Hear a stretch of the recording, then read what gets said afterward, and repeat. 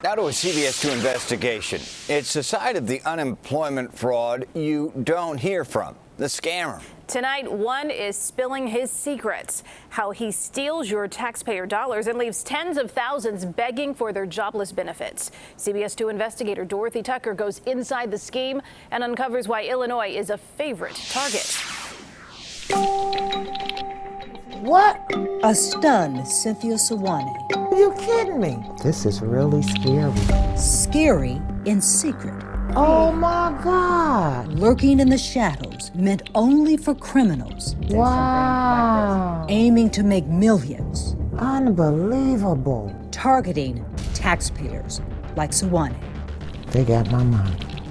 Using this, a 19-page guide, a how-to on filing fraudulent unemployment claims. It's like any step-by-step tutorial. Who's the expert here? It walks you through exactly what questions to answer. Former FBI cybercrimes analyst. They adapted their tactics turned corporate manager. To make their attacks more successful.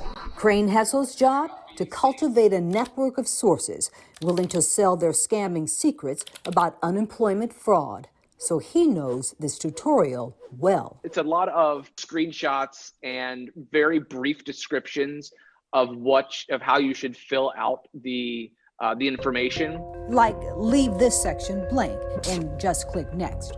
Answer no to these questions. The telephone number? Just find the area code and the rest can be rubbish. How do they end up getting the money? Once the claim has actually been filed and everything's processing, it provides the user with an actual opportunity to change that direct deposit method. Translation? It makes it easy for a thief to steer stolen funds to an account they can get to. Now, we're not trying to help aspiring criminals, so I won't tell you where or how to find the tutorials, but just last month, it took me less than 24 hours to get an offer to buy one. My Ask, unemployment tutorial for Illinois. The response, you got bitcoins or cash. The price, $50. Follow up, picture proof of the goods. Didn't take much time, didn't take much money. It's completely disgusting that this exists. Ofer Eckstein has a front row seat to the fraud. He runs Personnel Planners, a third-party vendor that helps clients process unemployment claims. In terms of fraud, how bad is it? It's terrible. His clients feel the pain. 1,200 across the state, representing about 200,000 employees. Over 50% of the claims that we receive in our office are fraudulent claims. This, just a fraction of the fraud.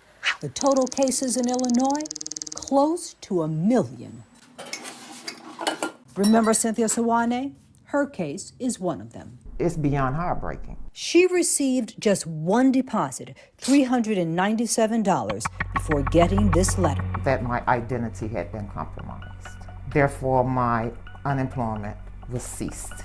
Thus, her anger about the tutorial. They getting all the answers to your business. My employer, my address, my name, my date of birth. Her question, like so many other identity theft victims? I would really like to know how they got a hold of my information. They bought it off the dark web, where criminals shop for drugs, guns, fake passports, and Social Security numbers. Right here we have list of markets. A 5-minute search turns up nearly 500 vendors, courtesy security guru Paul Peepfish. This is somebody's driver's license. Personal information collected from massive data breaches, hitting billions of people, exposing everything for just a few bucks. This one's $46 US. This one's $8. This is frightening. Mm-hmm. And anybody could do this. Anybody can do this, certainly. But who's doing it? Stealing the identities, filing the fake claims, slowing down benefits for the jobless